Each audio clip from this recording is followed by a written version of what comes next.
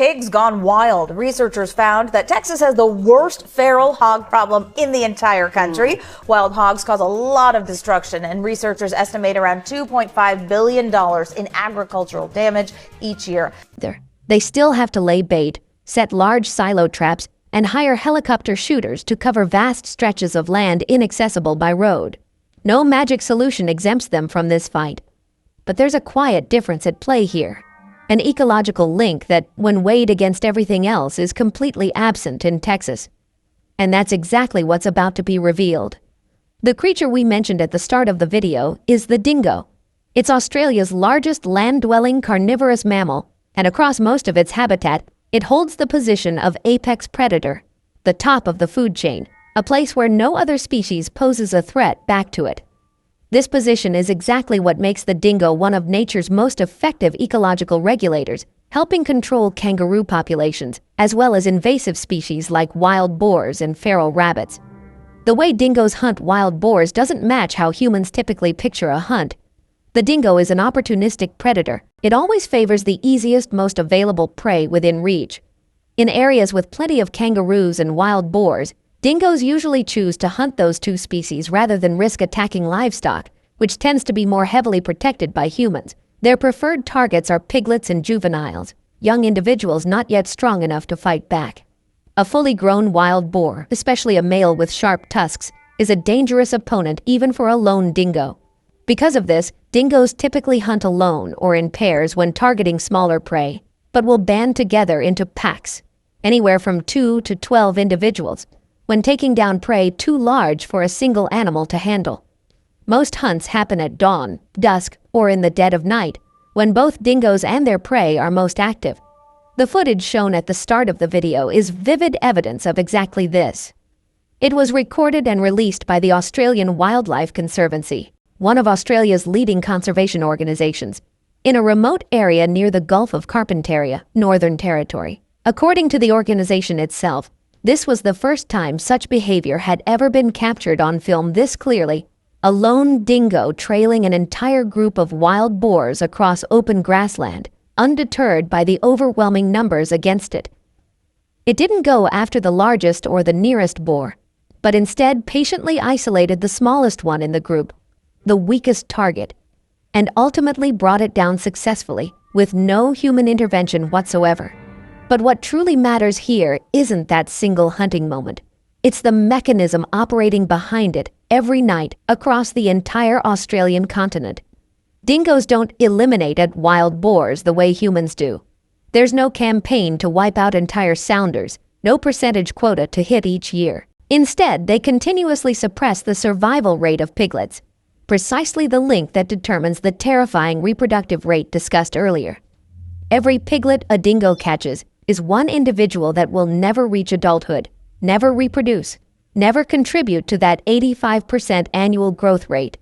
And this pressure requires no government budget, no equipment maintenance, no humans monitoring camera feeds for weeks on end. It happens naturally every night across the whole continent. The clearest evidence for this role is found right in Australia's own history. Between 1880 and 1885, in order to protect sheep grazing regions from dingoes, Australians built the dingo fence, the longest animal barrier structure in the world, stretching roughly 3,488 miles across the continent. Inside the fence, where dingoes were nearly eliminated entirely to protect sheep flocks, ecologists documented an unintended consequence.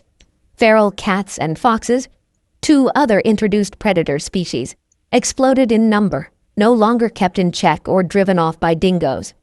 At the same time, kangaroo populations also surged due to the absence of a natural predator, leading to overgrazing and land degradation.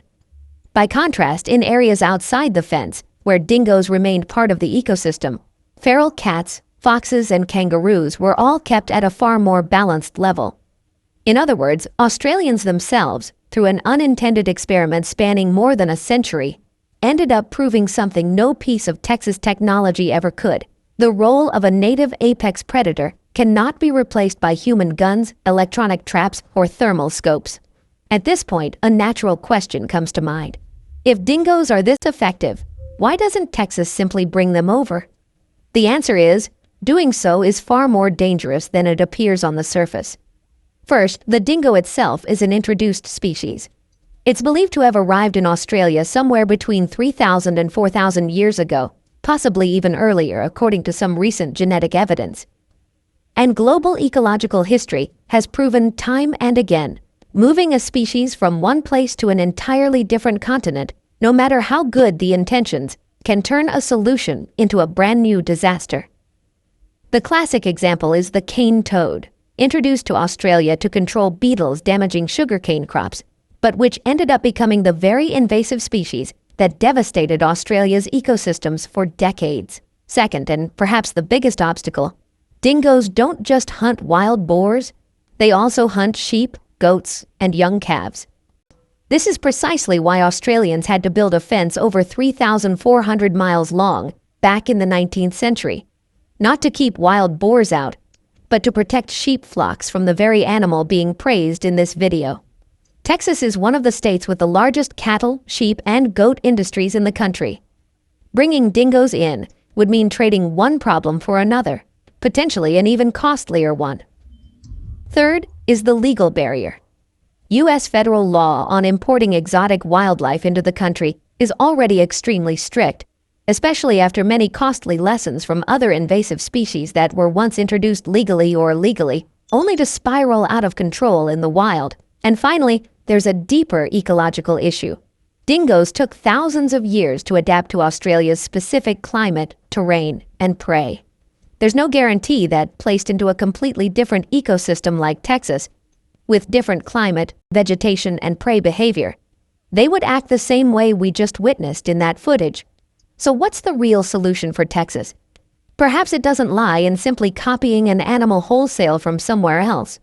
A more viable answer may lie in America's own history instead.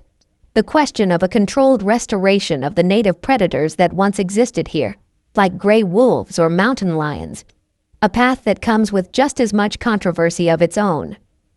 Placed side by side, the two pictures make the difference clear. In Texas, humans are shouldering the role of apex predator entirely alone.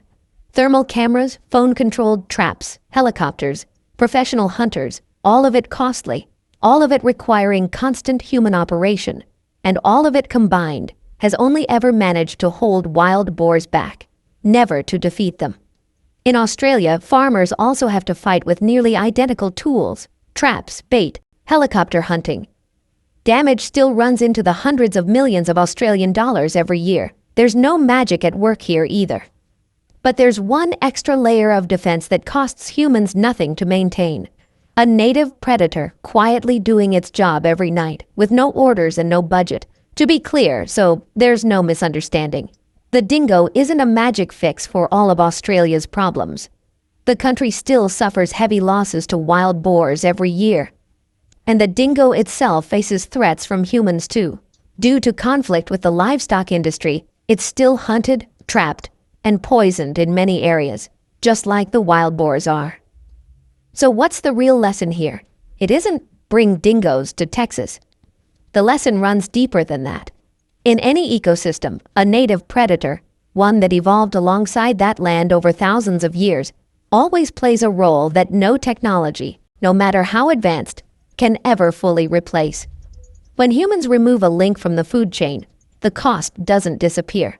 It just shifts form, from a quiet evening of a gray wolf out on the plains into hundreds of millions of dollars spent every year to try to redo that exact same job with machines. From the cornfields of Texas torn up every night, to a fence stretching more than 3,400 miles across the Australian continent, this story isn't really just about wild boars. It's about an ecosystem thrown out of balance hundreds of years ago, when humans, wanting to protect their livestock, removed natural predators from the picture. And now, we're left doing the job nature once did for free, with tax dollars, with technology, with hundreds of millions spent every year, and still never fully winning. The dingo isn't the answer to simply transplant into Texas, but it is a reminder. Sometimes the most sustainable solution isn't found in inventing a new tool, but in restoring something that once existed. So what about you?